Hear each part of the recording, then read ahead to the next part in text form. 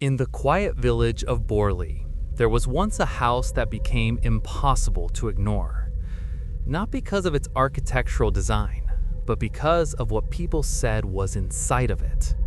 A place where footsteps moved through empty halls, where figures appeared at a distance and vanished when approached, where messages were written by something no one could see. It became known as the most haunted house in England, and even after it was destroyed, what surrounded it didn't disappear. That house was Borley Rectory. Welcome to Edenfold. Borley Rectory was built in 1862, a large, imposing house beside the village church. It was meant to be ordinary, a home for the rector and his family. But from the beginning, it didn't behave like one. The earliest accounts were quiet, footsteps in empty corridors, doors opening and closing on their own, the sense that someone was moving through the house when no one was there.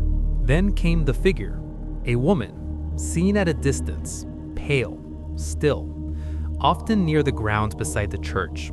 She became known as the nun. Her presence was tied to an older story, one that people in the village had already been telling long before the rectory was built. A monk, a nun, a forbidden relationship, discovered, punished, the monk executed, and the nun sealed alive within the walls. Whether the story was real didn't seem to matter, because the figure kept appearing, walking the same path, never approaching, never speaking. As new families moved in, the activity grew stronger. By the 1920s, the house had changed. Objects moved without explanation. Small stones were thrown across rooms. Servant bells rang even when disconnected. And then the writing. Words began appearing on the walls, messages scratched or marked in a soot-like substance, some pleading, some directed, as if something inside the house was trying to communicate. One of the most feared locations inside the rectory became known as the Blue Room. Those who stayed there reported a presence close to them in the night, not distant, not imagined, close, watching. When Reverend Guy Smith and his wife arrived in 1928, they didn't arrive into a quiet home. While cleaning, his wife discovered a hidden object, a small brown paper package. Inside it, a human skull, a female human skull to be precise. After that, the atmosphere shifted again. Lights appeared in windows when rooms were empty, footsteps moved through the house at night, and the sense of being watched became constant. You know that feeling you get in the pit of your stomach, or when the hair on the back of your neck stand up? As if something just beyond your peripheral vision is waiting there. That kind of watched. Eventually, the story reached beyond the village. Newspapers began to report on it, and one name became permanently tied to the house: Harry Price. He arrived to investigate what was happening inside the rectory, and what he documented would define its reputation. On June 12, 1929, he began to observe the activity. Organized, controlled investigations. The earliest accounts were quiet.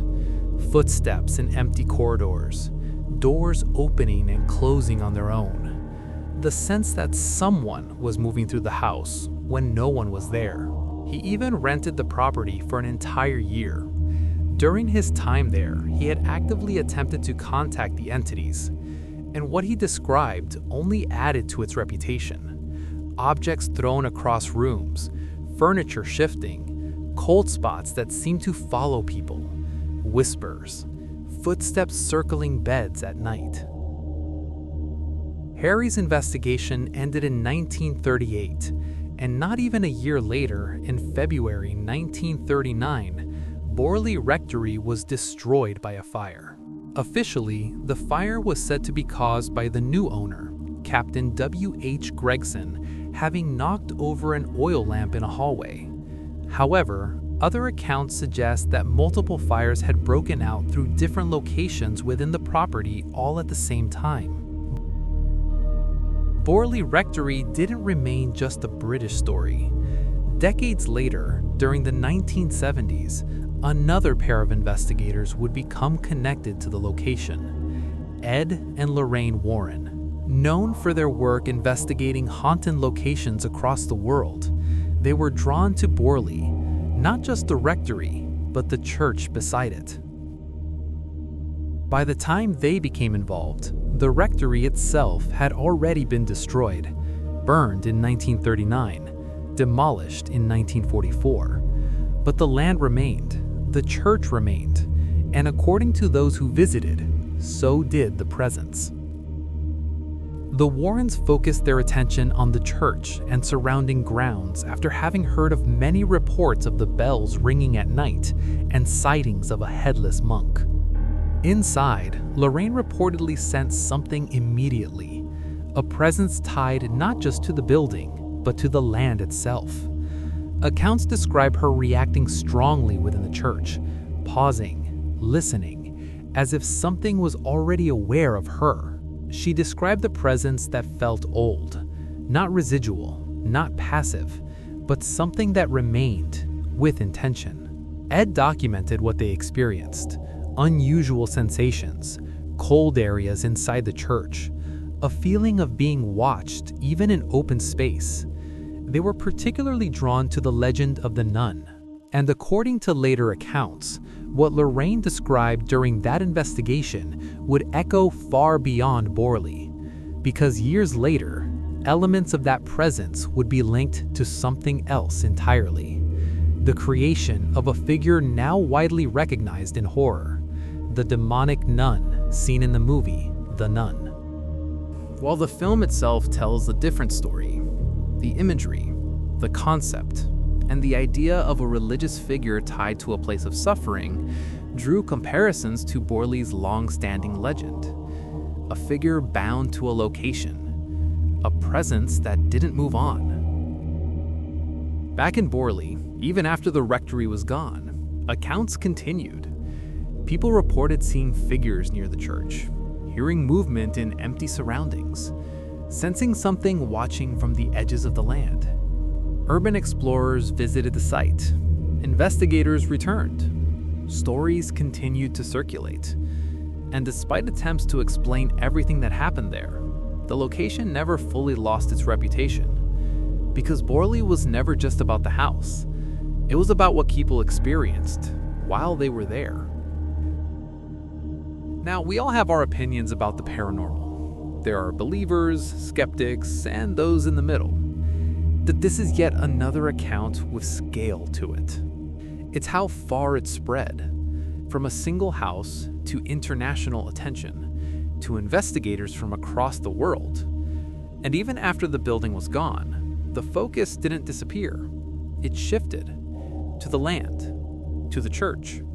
The involvement of the Warrens adds something else entirely, because it suggests that what happened at Borley Rectory wasn't contained to one time or one investigation. It continued decades later. And whether you believe what was reported or believe it was shaped by fantasy, there's still something difficult to ignore. Too many people describe the same things: the presence, the sounds, the movements, the same awareness. And now, there's nothing left of the rectory at all. Just open space, a nearby graveyard, and a church. And it makes me wonder, are the entities still haunting those very same grounds to this day? Or perhaps the entire village of Borley? If you stayed with me until the end, I appreciate it, truly. These are the kinds of stories I keep coming back to, the ones that don't quite leave you alone afterwards. If you felt that too, you can leave a like or subscribe. It genuinely helps me keep building Edenfold into something bigger. And if you've ever experienced anything like this, or there's a place you think I should look into, I read the comments, so let me know. And if you want to keep going tonight, there's another story waiting on screen right now. I'll see you there.